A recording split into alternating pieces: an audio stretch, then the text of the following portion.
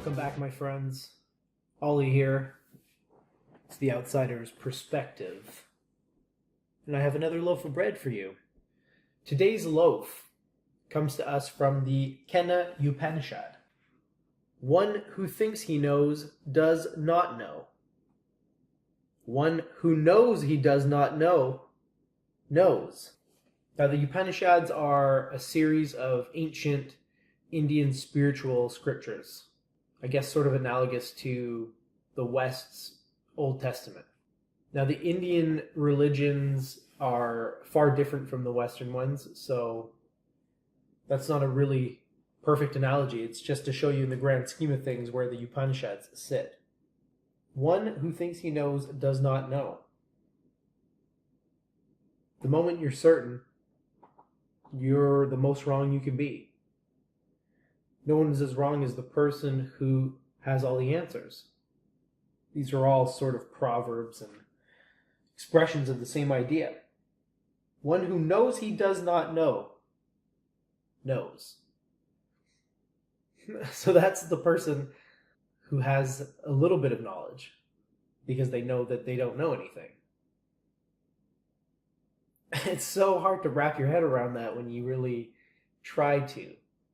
How is it that the person who admits their ignorance knows more than the person who believes they know something? As I've shown in other passages that I've shared, according to science, according to the mystics, according to the philosophers and psychologists, and basically everybody who studies this, according to all of those people, it's impossible to know anything.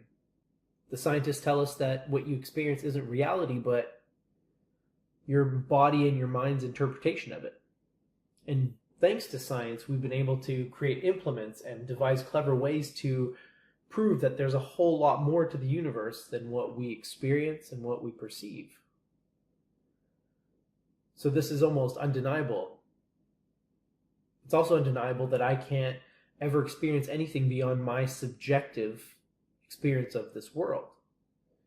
I can never know what it's like to be in your shoes. I can never know your intentions. I can never know anything except my own intentions, my own character, my own inner self. No one can know that except for me, and it's the same for you.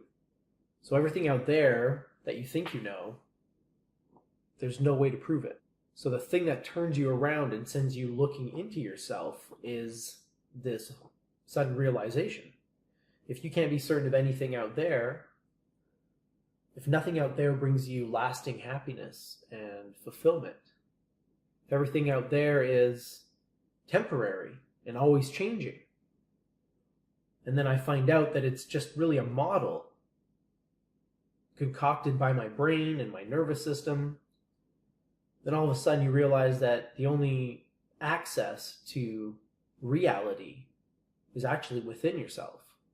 At the source of this projection or this movie that you're living through. So this is why the Socratic Paradox and know thyself are essentially one and the same and causally related, if you will. When you strive to know yourself and you go within yourself and you start to explore and understand the way the mind works and the way everything works internally, and you realize that you can alter your experience of the external world by doing things in the internal world, then that will also trigger the realization that the external world is more or less a mirage, or at least that it's subject to your command in a way. That you can alter circumstances simply by looking at them from a different point of view. And this shifting from point of view to point of view is an internal process. So to go within yourself and to seek out self-knowledge will trigger the realization that you also knew nothing. And ultimately you know nothing. Even though you have gone within yourself, no matter what you discover internally, you still really don't know anything. Because it could change at any moment. And it does, you know. I strive to know myself, and I always remind myself that I know nothing. Like weights, I lift those thoughts often. I don't know anything for sure.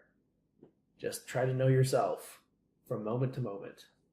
And it's worked wonders for me. So there you go. I like to share it. That's it for this one. Thanks a lot for joining me tonight, and don't forget to live well, my friends.